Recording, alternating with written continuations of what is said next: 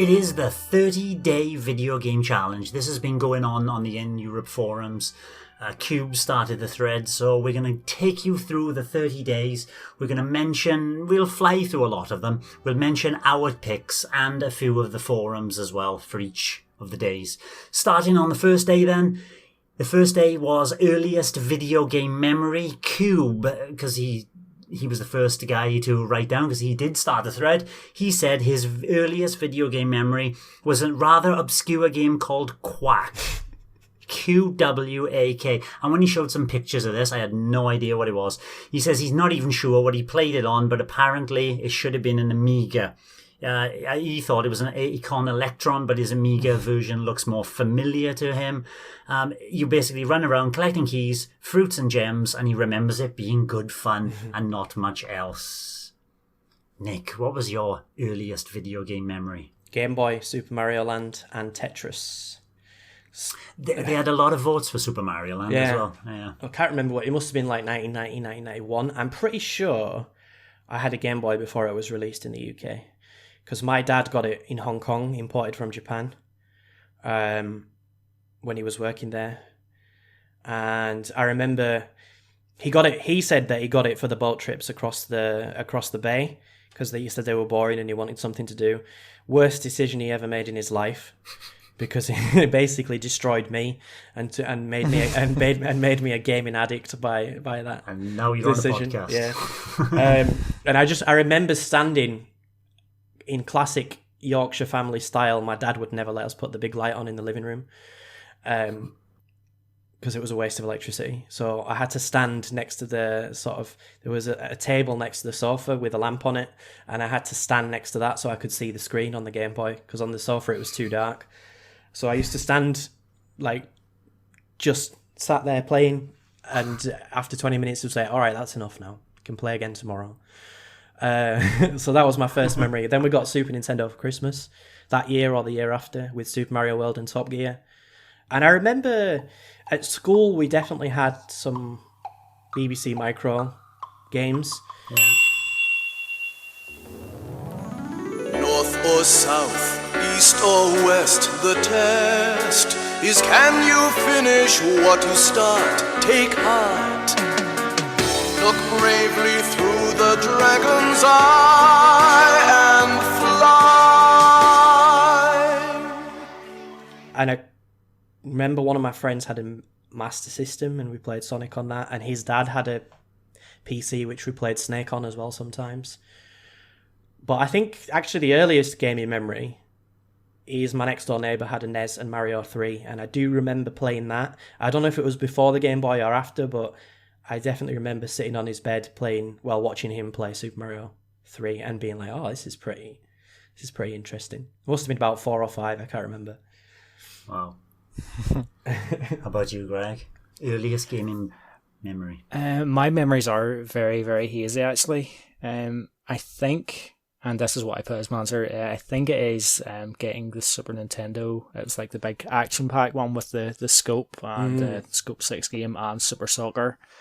Well, it was actually my brother got it for Christmas. He's like 3 or 4 years roughly older than me, so it was him getting it. So I think it was 6 at the time, maybe. So I don't remember that well if that was like the first experience I had with games, but like I remember my friend having a Master System and also a Mega Drive, and I'm sure he must have had the Master System before we were playing Super Nintendo. So I kind of remember playing like the Ninja at his and stuff, but I genuinely don't know if that was before or after. And Nick, you were saying there about BBC Micro. I do remember playing a game at primary school as well. There was one called Princess and the Ring, and I have never been able to find it anywhere online. I've been looking just to see evidence of it because I just want to see it again. You don't remember that one either? That's one that was probably about the only game that was in our primary school or whatever. Like, I do remember us playing it. I'm sure. I think it was like a sort of BBC Micros were in when I was in secondary school. Oh. Wow. I think it was sort of like a kind of like a text adventure sort of thing. Or probably something like that. for a micro, it probably was like going into like multiple choice or something. Yeah, I think the first memory I'll probably just go with the Super Nintendo. That Christmas '93 special time. Very special. Years for me are hazy, but some of my earliest memories, one of them is that my grandfather was kind of ahead of the curve with TVs and modern technology and all that. He was an audiophile, basically. He had this wonderful Marantz surround system and everything, and we have a very musical family, actually. One of my second cousins the whole family played violin and all that. They would come to my grandfather's and listen to the concertos on his equipment because it was that good. So he's always been up to date with stuff like that, and and you can imagine what kind of TV he had back in those days. An Atari Pong machine, which had the two little paddles with the twisty dials, which made the paddles go up and down on the screen. And I think there were a couple of games in that, and it was like a football version of it. There was doubles where you control two paddles at the same time. There's one to make it look a bit like tennis, but essentially it was exactly the same game as Pong. Other than that, there were other things like the Tomy 3D Mastertronic things you used to put to your eyes. They used to have a see-through panel on top which allowed light into it, and there were LCD screens, but give it a slight 3D kind of a viewfinder to it. It wasn't really 3D. And I'm one of three brothers, and there were, as far as I can remember, there were three different versions of that machine. There was the tank one where you were shooting aliens coming up to you, and you could just go like in three columns, left, middle, or right. You had to dodge their shots and shoot them. So it was like the Space Invaders. Yeah. There was a shark attack one. Yep, brother had that one. And then there was the car racing one as well, which was, like an LCD version of Outrun or something like that, And I can't remember the names of them. That's one I haven't played. We had all three of those. We had one each, and we used to just swap them around. So you kind of forget who owned which one, and they've all gone since, unfortunately. So things like that, and Game & Watch. I wasn't much of a console game player in the early days. It was mostly Commodore 64. Then it was Commodore Amiga. NES came out at that time. We did have an NES, but very, very few games. Mario and Duck Hunt Dual Pack. It was both games on one cartridge. The pack came with the orange light gun. That didn't really resonate in my house. It's a game you can play for 5 minutes, and the first Mario never resonated as much as what the Commodore Amiga was doing, Sensible Soccer, and that's what we were enjoying.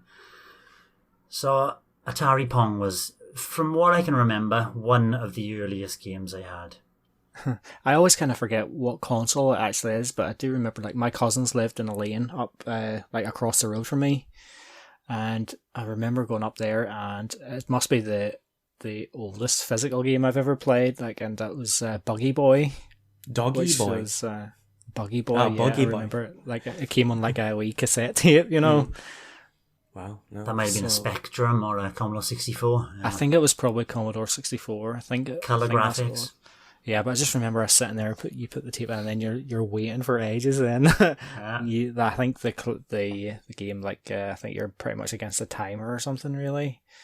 So if you messed up, you knew you were going to have to wait for it to load up again for ages. Yeah, but it was good crack. I do have good memories of that as well. Commodore 64 wait-in loading. I'm sure Vileplume 2000 on the forums will have had some waits as well, because his earliest video game memory was Rambo, First Blood Part 2 for the Commodore 64, and I remember that vividly because I was probably at the grade 4 at the time, so the end of primary school there, maybe the first or second year of secondary school, who knows. On to day 2 then. We'll go a bit faster with these now, boys. Your favourite opening section of a game, Nick? Kind of cheating, but Ocarina of Time. Because it's not the actual opening section. Like the Kokiri Forest, the Lost Woods, and the Deku Tree are really cool, and really show you how to play the game. But for me, the big moment, the big reveal, was going into Hyrule Field for the first time. I wasn't really consuming gaming content back then. I think I must have been in year 6, so I was probably 11 or 12 years old. Probably 11. maybe 12. But anyway, I didn't expect it. Like, I'd played Link to the Past already on the SNES, and Link's Awakening as well. But yeah, just going out into Hyrule Field for the first time was like, oh, okay, this is what this game's all about, is it? And when you played Breath of the Wild for the first time and you could basically go anywhere you wanted, that's how Ocarina of Time felt back in 1997 or 8, whenever it came out. Just being like, okay, left, right, to the ranch, doesn't matter. So yeah, it was just fun to explore that. And it felt very open and free, even though actually it isn't very open. But at the time, it felt very open. Yeah, like I'd actually never played anything like Ocarina of Time. When I played, I had borrowed A Link to the Past on the SNES off a friend at school, but like he had 3 save files on it, and at that time I had never played anything like Zelda. I'd only played like linear games, like Mario or whatever, left to right. So anytime I borrowed it off him, I sort of jumped into like a save file that he had like halfway through it, or I had no idea what I was doing. So like I was kind of just messing around in the open world and just genuinely didn't have a clue where to go. Yeah. So when I played like Zelda, Ocarina of Time on the N64 for the first time, like I hadn't played any games like that on the N64 either. So it was a bit eye-opening kind of in a way, like because I remember doing like obviously you get the first 3, you do the first 3 dungeons or whatever, and I feel like certainly at that time to me it kind of felt like quite a significant amount of game. And then obviously you go into Hyrule Field and it opens up this whole big other thing. It's like, it just felt massive to me at the time. Really good. Really, really good. So what's your opening section of a game? Or is it Ocarina of Time as well? Great. It's not. I'd actually forgot what it was, so I had to go back on Twitter just to see what I put. And it was Resident Evil 4. Ah, yes. Yeah. Good choice. Good fantastic. choice. Like, really good. That's very memorable. Even though I couldn't remember it there. But, yeah, just that, it just really sets you up for the game. Just that, it's so intense. Like, and you're just these endless hordes of the Ganados, or whatever they're called. Ganados. Yeah. And then, like, just hearing the cord being pulled for that chainsaw, it's just really, really good and just very intimidating. Loved it. Kicking the ladders down as they're climbing. Yeah, awesome stuff. Mine, going back a little bit further, was Zelda: A Link to the Past. That opening section of your uncle leaving the house, and then you're waking up, and then you following him out into the rain. Those rain graphics, those details and sound effects, and the crashing of the thunder, the light flashing across the screen, beautiful at the time. And then making your way into the Hyrule Castle through the secret entrance in the bush, dropping down, then finding your dying uncle who gives you your sword, and then working your way through. That game, and I probably said it in the past many times, turned me into a gamer. That section is just absolutely wonderful for me. And Red Shell Ronnie and Bowser Basher agreed with me as well. They had the Link to the Past as their favourite opening section to a game. 2 honourable mentions, though, is SEG, said Metroid Prime. Wonderful opening section on that exploding dropship in the beginning. And Valplume 2000, and a game I haven't played, Fallout 3, which has you literally, he says, starting from being born, which you see from a first-person perspective, and then experiencing life inside a vault before they open the doors and let you go on your merry way to collect things. That is actually very similar, I would say, to Ocarina of Time, that you're sort of restricted to a small, like, indoor area for the first 2, 3, 4 hours. And then when you finally go out into the wasteland, it's that same epic sort of sense of, okay, what do I do now? Where do I go? Well, it doesn't matter, go where you want. The start of Fallout 3 is really, really good. I agree. Yeah, it's fantastic. I actually want to give a shout out to Gopher as well, actually, because he picked The Last of Us, and that was the first game that sprung to my mind before I actually settled on Resident Evil 4, because like the opening section of The Last of Us is very good as well. I'm not sure if either of you have played the game. No, unfortunately, I haven't. It's very Gopher good. says it's utterly devastating. Mm-hmm. Yeah, can't argue. Well done, Gopher. On to day 3, which was local multiplayer. I'll go first.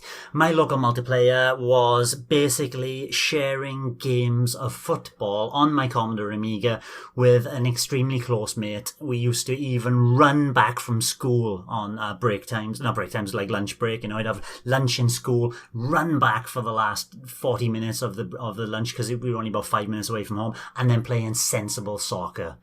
What a game. We used to play it constantly. How about you? Let's have Greg. Go on, Greg. Again, this is one I kind of struggle with, and like I wanted to, like stuff like Pro Evo at school. Like we used to play that all the time, us and my mates. Like, and it just like everybody knew how to play it, and just going around to somebody's house and having tournaments like all the time, just like so good. And part of me kind of wanted to put like one of the Pro Evos, but I couldn't really settle on one. And like even with my friends, like when I was younger, like playing ISS and stuff together, it was phenomenal. But I went with Wii Sports because I do have like vivid memories of playing that like locally, 4 players and stuff, and just like the bowl and stuff. I remember having some just like amazing nights where we were just like all getting strike after strike after strike, and like team turkeys and all we were calling them. Like it was just unreal fun. Like, don't think I'll ever experience that again. Red Shell picked Wii Sports as well. Yeah, local multiplayer. I think a few people picked Wii Sports. How about you, Nick? I think the age I was when the N64 came out, and the fact that I had 2 younger brothers who are very close in age to me, they're only 2 and 3 years younger than me, it was perfect. Like, we had so many good N64 games to play. GoldenEye, Perfect Dark, Mario Kart, Diddy Kong Racing. We used to have so much fun playing these games multiplayer. Mario Party was probably the best one. The one that we enjoyed the most, and the one that we spent the most time with, and the one where there was a little bit of competition for who might win. And then sort of, it kind of died off with the GameCube, didn't it? Like local multiplayer. Yeah. I was close to choosing Wii Sports as well, because that was when, I'd already moved out and I was living with my girlfriend at the time, playing Wii Sports and having people over and just having the best parties of playing Wii Sports and then watching WrestleMania. It was it was like there was like 9 or 10 people, and we were just taking it in turns on Wii Sports or Wii Play as well.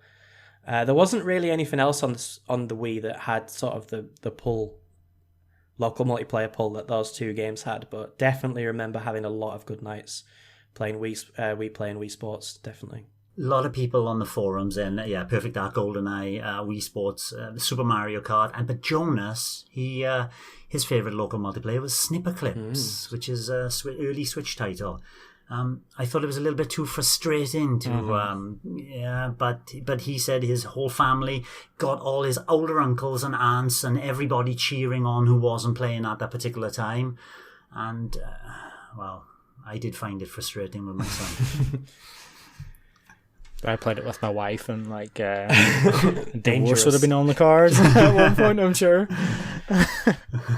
So to speed things up, we are going to pick 2 days that we want to talk about in more depth, specifically. So Nick, do you want to shoot off first? Yeah. What day are you going to talk about? We're going to talk about day 17. Which is? Best racing game. Best racing game. Okay. I'm disappointed that a lot of people have picked F-Zero GX over F-Zero X as the best racing game. I'm not. Yeah, no, you're not. I think like F-Zero GX is a stupendously good game. The graphics, the level design, the story mode, the customization of the vehicles, like building your own vehicle, it is a great game. But I think personally, as a racing game, F-Zero X is much better. I think the track design is much better. I think it's much more encouraged to take opponents out in F-Zero GX than it is in F-Zero X than it is in GX. And I also think you have more sort of control and ability to take out opponents in F-Zero X than you do in GX. The graphics aren't great, but it's an N64 game that runs at a pretty decent frame rate, and they've got the randomized tracks as well, which are always hilarious. Like when you go around the first corner and suddenly you're alone because everybody fell off. But I don't know. I need Greg to make a case for why he thinks GX is better. It's the first one I played. Okay. But to be honest, I feel it controls better. I actually played X this week. I'd done a cup in it there on the Wii U. And even now, like, I'm still having trouble with the controls, really. Like, I find, like, it's very slippery. Like, it's when you start to turn, like, I'm playing as Captain Falcon at the minute, but, like, I just feel like his car, like, slips on the surface so much, and then, like, I lose momentum and stuff. And it's not that much of a problem in the earlier difficulties, but when you get to the harder ones, I never really got entirely comfortable with the controls, whereas in F-Zero GX, I felt like I had complete control, and just that, I just, like, the intensity of each race was just, like, phenomenal, and, like, just maybe having that one opportunity to, like, take out your rival or something. I felt like actually, like, attacking your rivals was much easier in GX as well, like, doing the wee bars them sideways. I find it more awkward to do in the N64 game as well. Yeah, I think you're right about the sliding. It is hard. It is really hard to control on occasions, and I've got it on Wii U as well. And I don't think the control stick helps. I do think it was much easier on the N64. The stick was definitely better. I had trouble in the N64 version as well, but at the time, so. I found it, because I like X better than GX myself as well. I found that balance between going too fast into a corner and that slide, you've got to use the brake, you've got to slow down, you've got to take your foot off the accelerator. And GX felt more, like I say, arcade racing. I like the purity of racing in F-Zero X better. I'm actually really getting in the mood to play GX, because for some reason, like, you're talking about the corner in there, and I just, like, I always remember, like pretty much like a 180-degree corner, kind of like a square corner in Aeropolis. I just loved jamming in the L and R buttons both together to do that, like, really tight drift. Like, loved going around that corner, but it's just a great game. Like, I love it. It is, yeah. Both of them are fantastic. I'm gonna go with Day 24, which is the final mission of a game. There were some wonderful things like F-Zero X, where I got that stuck in my mind. SCG said it was Metroid Zero Mission, which I haven't played, but he talks about the encountering the boss, and you would know it if you haven't seen it, he highly recommends it. And Bowser Basher said the Lego City Undercover, and if you have played through Lego City Undercover, the last mission is very good. There's this free fall from a crashing space station, and the music as you're falling through the space station's falling to bits, and at the end as you come into the Earth, the effects of entering the Earth and all that, the music was brilliant in that. That did make it feel epic. But for me, I chose this 2D platformer, which for the most part of the game, it's pretty straightforward puzzle platforming. Very nice story about a boy, all in black and white, apart from there's a couple of red instances, especially with lasers or whatever you have to dodge, called Inside. And as you progress through to the final stages, you're trying to work out why there's this entity, basically, this group who are using humans for experimentation. You work your way into this facility that they have a group of scientists, and whether or not it's metaphorical, this journey to this facility, and whether you've been experimented on all this time is up to the user, up to the player to decide. But then the evolution of the gameplay as it takes a turn. If anybody's ever seen the classic manga anime Akira, things happen in the story at the end that are sad, that are poignant, that change the game's perspective completely, turn it on a head, and the ending is also very, very remarkable. Highly recommend Inside. Just to see, there's these sections earlier on. I know this is the final mission we're talking about, but the final mission, I try not to spoil it too much. But there's also these sections where dogs are chasing you, and they've timed it so well. As you're running and you're jumping up a chain link fence, the dogs are just like an inch away from you. And there's these set pieces as you're doing things like that. It's a remarkable game, what they pulled off there. So that was mine. I'm looking forward to playing that. I've got it on PC, but I've not started it yet. I want to finish Limbo first. Yeah, Limbo didn't... I think Limbo's shown its age a bit, but inside you should enjoy more than Limbo, that's for sure. In terms of like the last mission, like I went for Elite Beat Agents because like just the intensity. They like obviously work through different difficulties, but getting to like the last difficulty and like just the speed of how many things you have to tap, and it's just very intense and just very, very good. What was the last song? It wasn't Jumping Jack Flash, was it? It was like it was, but there was like a combination. Like the level was kind of split into two, so you had like is it Hoobastank, I think. Crawling in the dark. I can't remember what it's called, the name, but I know how it plays in my head. But yeah, they had that, and then it was Jumping Jack Flash to finish. But really good way to finish that amazing game. And the day I want to talk about is actually day 25. I think it was the best online multiplayer, and at the time, like I hadn't really experienced online that much, and it was a wee bit more awkward back then because we needed one of those wee Nintendo Wi-Fi dongle things that you plugged in, and it wasn't entirely ideal.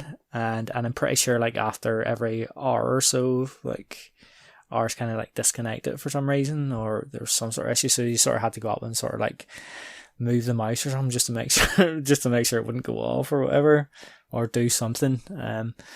But Mario Strikers Charged Football, is the game that on the Wii.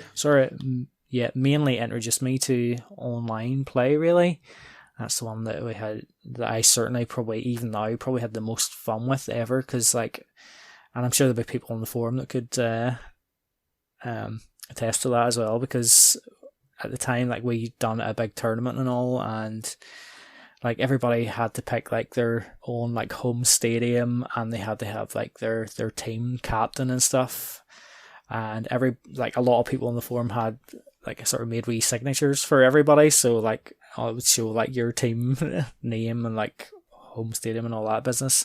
It was just so much fun, and like you'll hear people talking like even like today in like real football about like Bournemouth there, for example, have just been relegated from the Premier League, like, but people will say, but they play football in the so-called right way.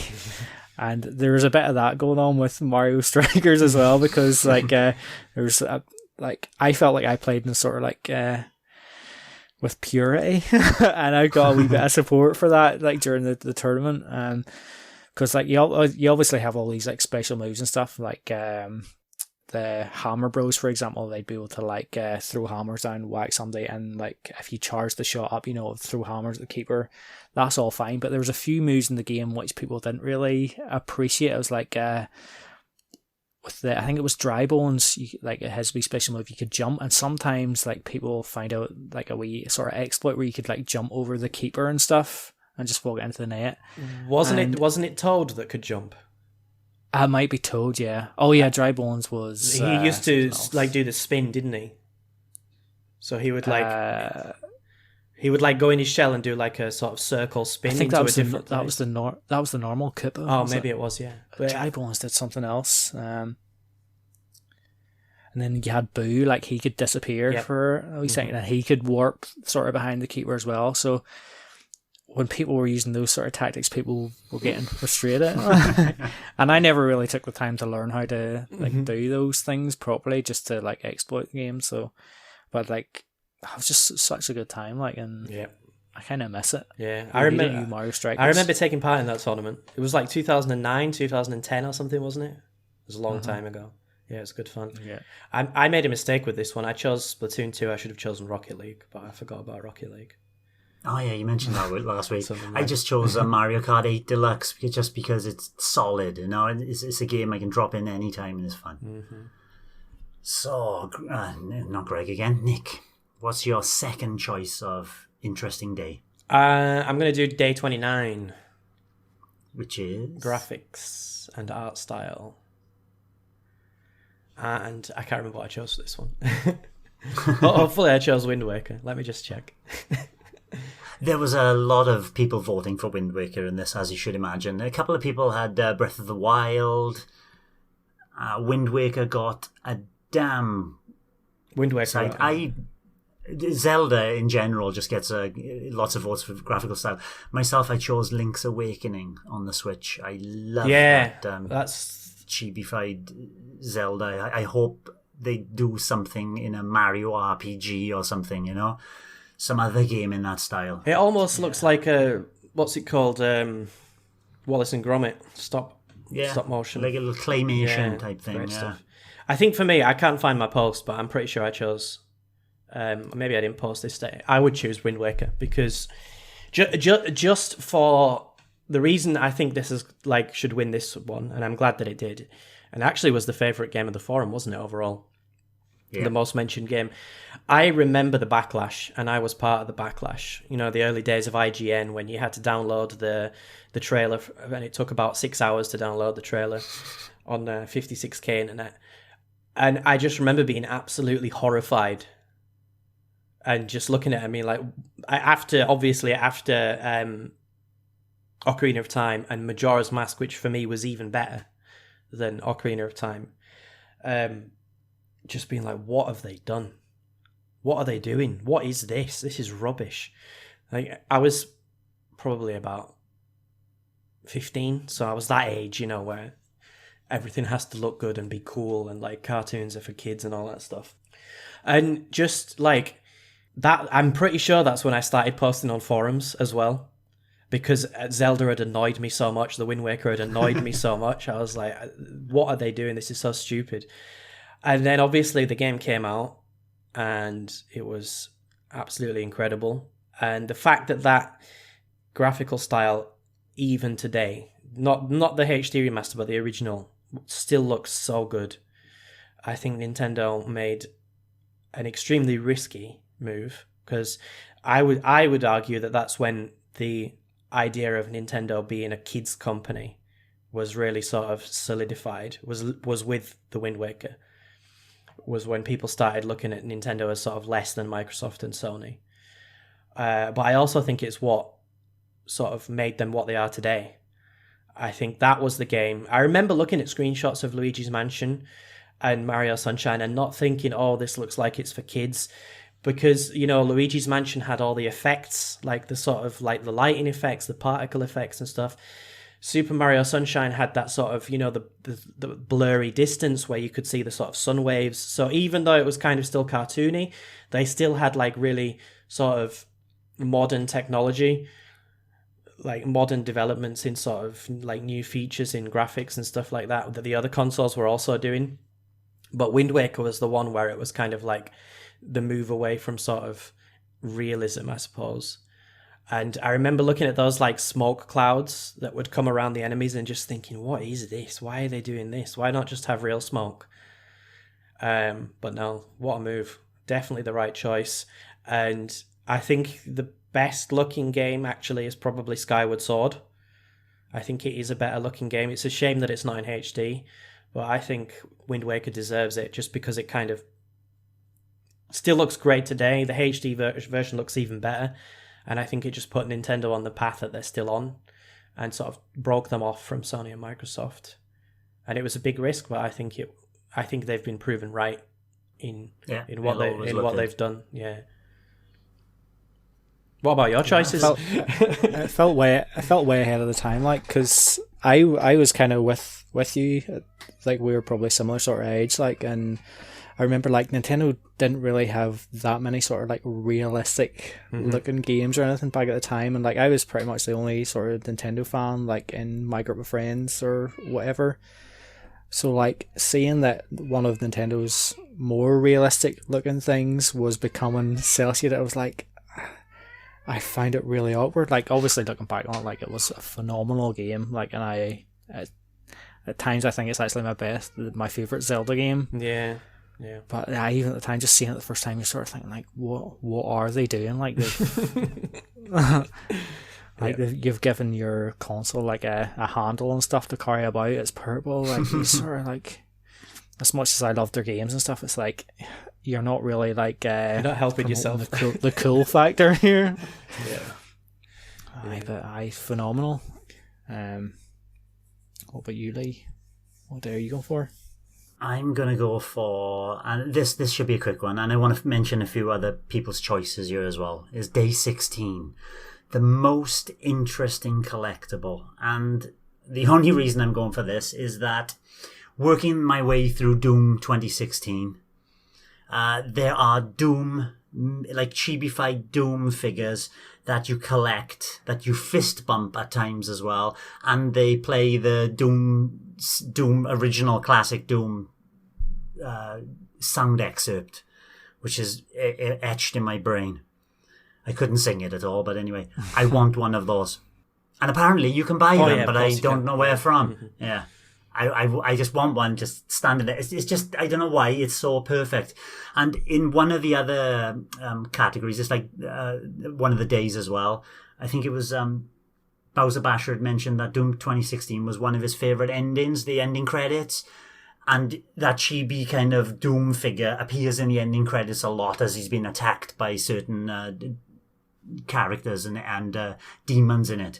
So yeah, that little Doom guy is an amazing design choice, I think, to put in such a hardcore rip and tear, chainsawing alien demons in half, and then to have this cute little Doom guy in there. It's perfect. Did you find all of them? Yes, I did. I 100% did the game. I needed a little bit of Google help, but yes, I went back and got every single thing in that game. No, it's cool. I agree with you. It's a really good interest. Sorry, it's a really good collectible. I probably only stumbled on one or two, I think, during my playthrough. I never really went hunting for them. They were all different colours as well, different outfits, and you could have like metallic ones, gold ones, platinum ones, and like a Patriot, all US colours and stuff like that. Bob says he liked the sea shanties from Assassin's Creed Black Flag. I can't remember those much.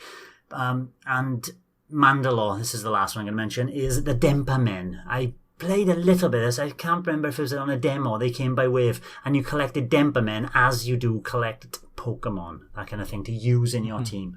And what made them strange is that they were generated based on Wi-Fi networks. They were all randomly generated. Amazing. What was your interesting collectible, boys? I was going to say, like, that's one I struggle with. Like, there was, like, going through the days every day, like, I'd always come across one eventually where it's like there wasn't be an obvious choice for me. So, like, I always find myself not posting for a few days because I couldn't think of one, so I just thought I'd give it a few days. I picked the dog tags in Metal Gear Solid, the Twin Snakes. I'm not sure if it's all that interesting as such. So, I mean, I remember before the Twin Snakes came out, you could submit your name to have it appear in the game. Yeah. I think I done that, but my name never appeared in it as far as I'm aware. But I like the way that obviously Metal Gear Solid is a game about stealth, but I like that it encourages you to sneak up on absolutely everybody, because then you have to like hold them at gunpoint or whatever, and then they give a wee shake, and then that drops the dog tag out. So that gives you sort of an incentive to really like be careful the entire time. And gives you a wee reward for doing so. But yeah, I couldn't really think of that much else in terms of collectibles. Yeah, me neither. I didn't post on this day. I think if I had to choose something, it would probably be the gold Skulltulas from Ocarina of Time, just because I got all of them without a guide, and I felt like that was like a big achievement back when I did it without using a guide, especially. Maybe the masks as well from Majora's Mask, but I didn't pick anything for this day. I'd need to think about it more deeply before I'm committed to something. It always really irritates me when you hear that wee scratching sound of the Skulltulas, and like back then, like I didn't really have that much of an incentive to go after them, but like I always knew, like when I heard one, if I didn't have the equipment to get it there and then, it's like I'm not going to remember that's back there, and so I never really went for them. So your last pick of your favourite day here, Greg? I'm actually going to go for the last day because I haven't actually posted about this one either, which is the personal gaming tradition. And again, that was one I kind of struggled with, and probably why I haven't posted yet. And there's a few things like I thought about. Anytime I get a new game, immediately before you go to start the game, I always go into the options just to see what's there. But I see a few people have actually mentioned that on the forum as well. And it always kind of annoys me, like if you go into the options and you see like options for like inverted controls and stuff, like until you've actually played the game the first time, you don't know if you need them inverted or not, and all that sort of thing. And I know there is a few games actually where you can't maybe change those sorts of things during the game. You have to do them in the options. So always like, I kind of think stuff like that always kind of made me go to the options first just to make sure everything's right before I kick off. One tradition I kind of always had, but has sort of waned over the years, I think, just big growing up and not really having the same sort of like opportunities, and the vibes are a wee bit different. But like any time Halloween was sort of coming around, I used to always play 1080 snowboarding on the N64, and it's because I remember getting it while I was in the town with my dad, and like I just like autumn's my favorite time of year, and I just love that feeling, like when it's dry but it's like windy and stuff, and like the leaves are changing colour and all. I just remember being in the town with my dad going to get like a big box of fireworks, for Halloween, back when you could just buy a box of fireworks.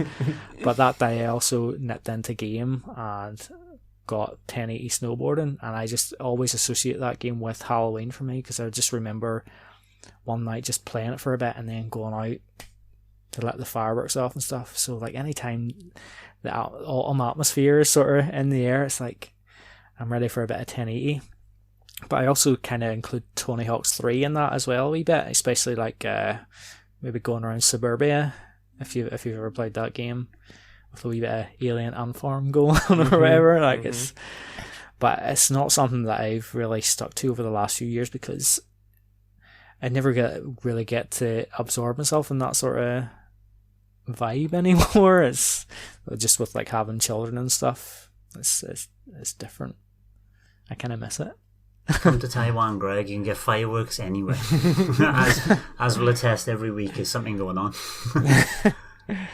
Nick, do you have personal gaming traditions?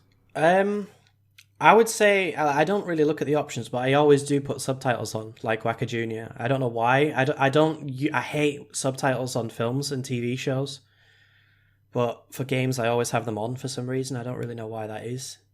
I don't like having subtitles on, and it's because I always find, even though like I'm listening to what the characters are saying, I find myself reading along with subtitles, and I'm not actually looking at what's happening on the screen really. Yeah. I don't know why I do that, but I do generally. If it's a story-heavy game, then I'll definitely put them on. Something like Breath of the Wild, I didn't use them for. Well, imagine Banjo-Kazooie with like subtitles. With a good font as well. For me, it's probably Link to the Past, which I try to play every Christmas. Usually it's only like an hour or 2 hours, and I'll do like the first 3 dungeons. I never really finish it. But for some reason, I don't know why, I don't remember when it started, but I always go through Link to the Past on Christmas Eve in the evening or early on Christmas Day. So I don't know why, I just do. And maybe this year I'm going to finish it, maybe. We'll see. Depends whether, if I go home I won't, but if I stay here then I'll sit through it and finish it, because that'll take me a good 6, 7, 8 hours probably. That ain't worth it. It is. It is. There was a lot of talk in the forum about yearly Christmas traditions. I play this game at this time. I don't. Like those all going into the options menus and all that. Yes, I got a habit as well. Subtitles, I suppose it depends on the game. I think the only habit rather than gaming tradition I have at the moment, every morning, a little bit of Tetris 99. Wake up the brain. Apparently. I'm going to have to turn Ring Fit Adventure into a bit of a gaming habit, because I just got the notification this morning that mine has been dispatched. Excellent. Nice. So it's coming. We should get a little competition between us going every day or every week. Might help. Well, even in the dance section, that rhythm game, we can go for some high scores as well. Yeah. Cool. So that's all we have time for. If you want to read the entirety of the 30-day video game challenge, it is at the N-Europe forums, and it's about 24 pages long there. It's not too long, and there's a lot of information about games, and people's personal picks are a delight to read, actually. I've enjoyed that thread. Yeah, it's been great. Let's have some more of it. I just want to say a big thank you as well to Ronnie for summarising everything and making a kind of... Yes, he did. He went through every page and picked out every game and then made a sort of list of like most talked about games, most popular games and stuff like that. So that was very much appreciated. Yeah, thanks, Ronnie. Banjo is better than Mario 64. Official, apparently. Official. What was the best game? Wind Waker. Wind Waker, yeah, got the most votes overall, yeah.